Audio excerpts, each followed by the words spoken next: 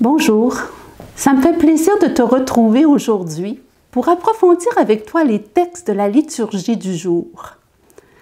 Dans l'Évangile, Jésus nous invite à renoncer à tout pour marcher à sa suite et devenir ses disciples. Or, ailleurs, il nous dit que c'est à l'amour que nous aurons les uns pour les autres que l'on nous reconnaîtra pour ses disciples.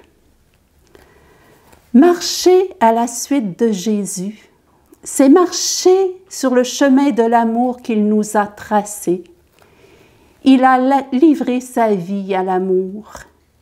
Il a aimé Dieu, son Père, de tout son cœur, de toute son âme, de toute sa force et de tout son esprit. Et il a aimé son prochain jusqu'à donner sa vie pour lui sur la croix. Et il commande ensuite à ses disciples à faire comme lui. Aimez-vous les uns les autres comme je vous ai aimés. Et Saint Paul aujourd'hui nous dit dans sa lettre aux Romains, « N'ayez de dette envers personne, sauf celle de l'amour mutuel, car celui qui aime les autres, a pleinement accompli la loi. Cette loi qui consiste à aimer Dieu et son prochain. » Aimer Dieu conduit nécessairement à aimer son prochain. Aimer, Jésus nous l'enseigne, c'est tout donner et se donner soi-même pour rendre l'autre heureux. Comment aimer concrètement? As-tu déjà entendu parler des 5 langages de l'amour de Gary Chapman? Il s'agit de 5 actes qui disent à l'autre « Je t'aime ». Le premier langage de l'amour qu'il nous propose, ce sont les cadeaux. Il s'agit d'offrir un présent à quelqu'un. C'est une façon de lui dire « Vois, j'ai pensé à toi. Et si j'ai pensé à toi, c'est parce que tu es important pour moi. »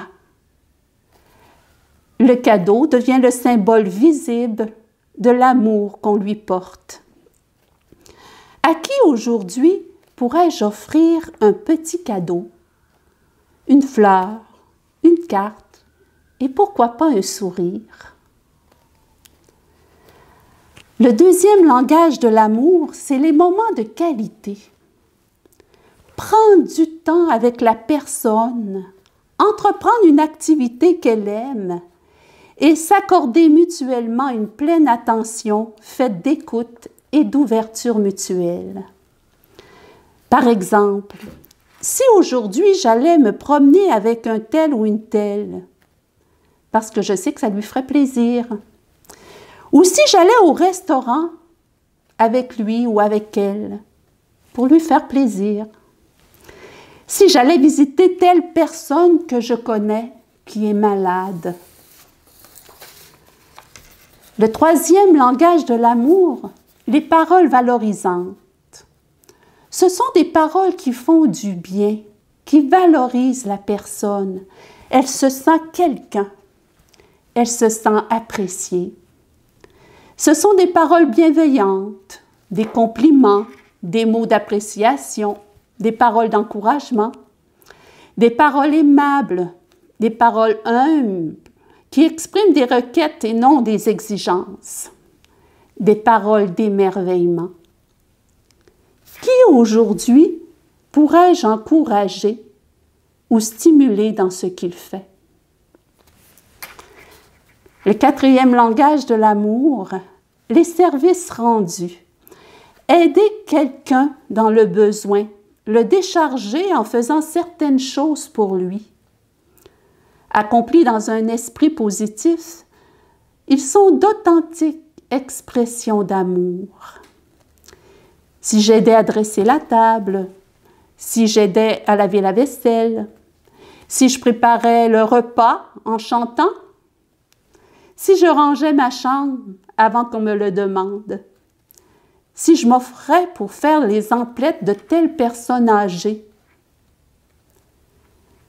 que de services on peut rendre. Le cinquième langage de l'amour, c'est le toucher physique.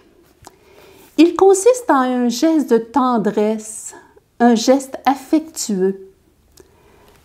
L'étreinte des mains, les baisers, les bisous, les enlacements, les relations sexuelles. C'est certain qu'en période de pandémie, il faut être prudent. Mais pour certains, le contact physique est nécessaire à leur équilibre affectif.